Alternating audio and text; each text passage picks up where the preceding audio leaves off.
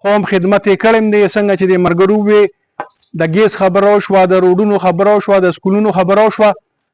نو انشاءالله چې تاسو راپاسئ او زمونږ د دې مشرانو مټې مضبوطې کړئ نو انشاءالله او دوی په اقتدار کې وي نو دغه شان به ستاسو خدمت کیږي څنګه چې په تېرو وختونو کې شوی دی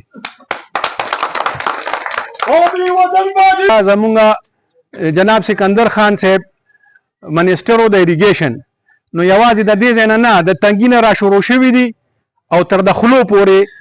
دا یو ډېر میګا پراجیکټ و چې په هغې اربونه روپۍ لګېدلي دي او د هغې نه پس چې په دې سیند کې کم کار شوی دی د هغې نه پس 2-3 ځله سیلاب راغی خو الحمدلله او زمونږ د پارټۍ په برکت باندې یو علاقې ته هم پوټې نقصان نه دی رسېدلی وي 13 کال حکومت شو ما بل ځل دلته خبره کړې وه چې په 13 کال حکومت کې یو کس په راپاسي د دې پارټۍ د چا چې حکومت دی او موږ ته به یو میګا پراجیکټ پرې 400 کې وښیي چې یاره د دې علاقې موږ خدمت کړی او موږ دا پراجیکټ کړی دی نو موږ به ومنو که تش په خبرو وي او تش په تقریرونو وي او تش په زنده‌آباد او مرده‌آباد وي نو دغه پارټي صرف د دغې دپاره ده د کار کولو دپاره نه ده اوس یې صوبه کې پرون منسټر یې بدل که وزیر اعلی یې بدل که اوس یې چې دا کم سړی نامینیټ کړی دی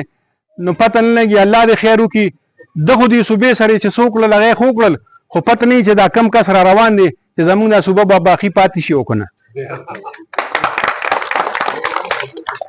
نو زه تاسو ټول وروڼو ته خواست کوم چې الیکشن به راځي که خیري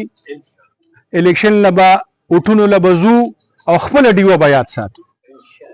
خپله ډیوه به یاد ساتو او چې کله ډیوه بله شي که خیري نو زمونږ په دې وطن کې زمونږ په دې علاقه کې به رڼا راشي چراغان به وشي